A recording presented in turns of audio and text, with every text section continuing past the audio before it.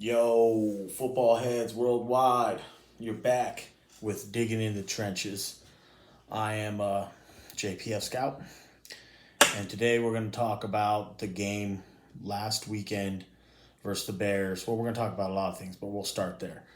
We'll start with the game versus the Bears. A lot of reaction to the game, especially with the offensive line, and I don't blame anybody, but I think even myself included, all of us kind of maybe overreacted just a tad. And I know it's crazy to say that, but I think they're going to get a little bit better.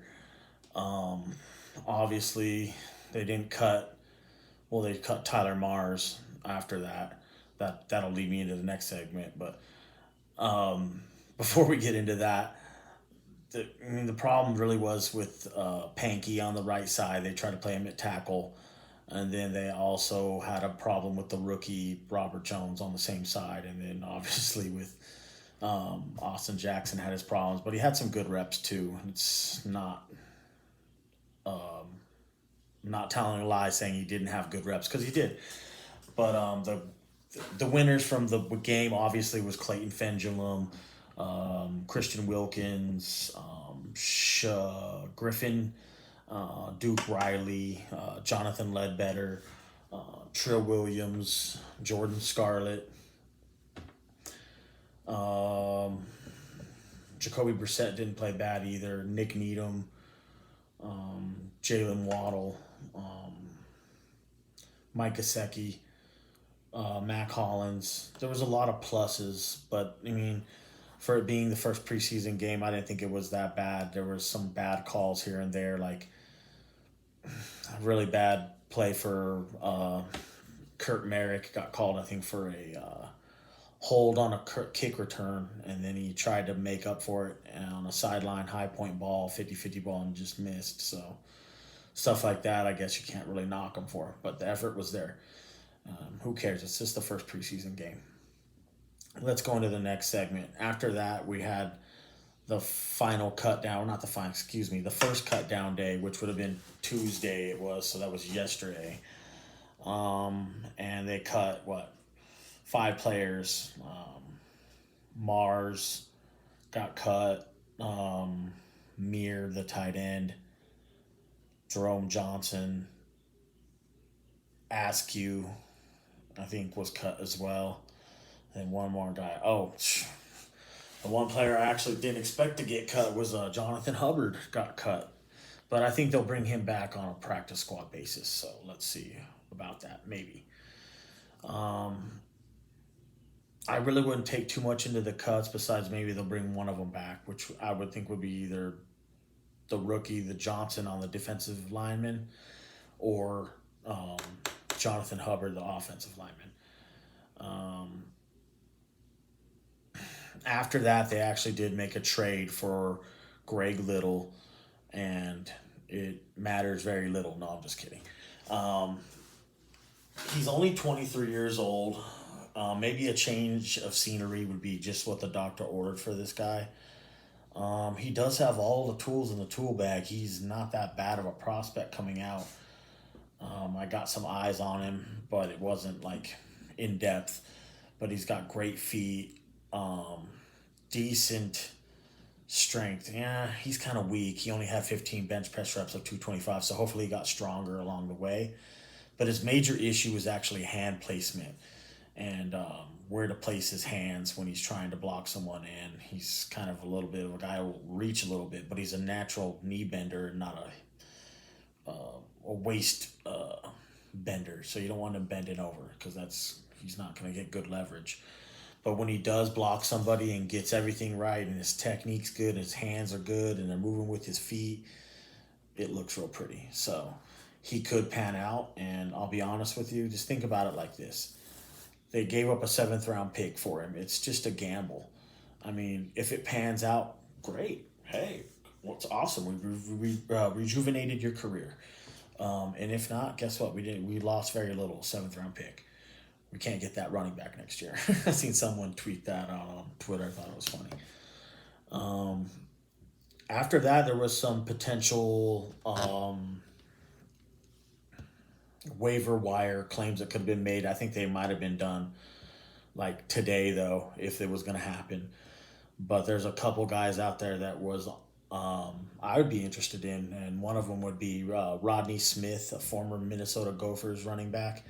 Was on Carolina's practice squad last year. He's got a lot of upside, tremendous upside. He's one of those bigger backs that can actually move real good. After that, there was that Ryan Pope. I think he actually has some upside to his game as well. Both those, I would make roster claims on both of them if I'm the Dolphins. He can play numerous positions, Pope. He can play right guard, right tackle, and I think left tackle, maybe left guard as well. But I know he's a guy who can move around, and I know the Dolphins are into the position flexibility. You got to be versatile in order for them to really get interested. There was a couple other guys that were out there on the list, like if Preston Williams was hurt that bad, someone like Brennan Eagles maybe could take his place. I don't know. Just kind of shooting off the hip there for some guys that I've looked at. There really wasn't much that got cut. Like Darius Anderson was a decent running back. Maybe they would look at him and kick the tires on someone like that.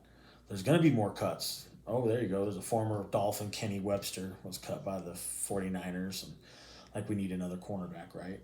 I mean, there really wasn't much after that. So that would be about it for as far as us trying to make a waiver wire claim. Going into the next segment, we're going to be talking about the game. We'll do a pregame too, but this next week's game versus Atlanta is a big game.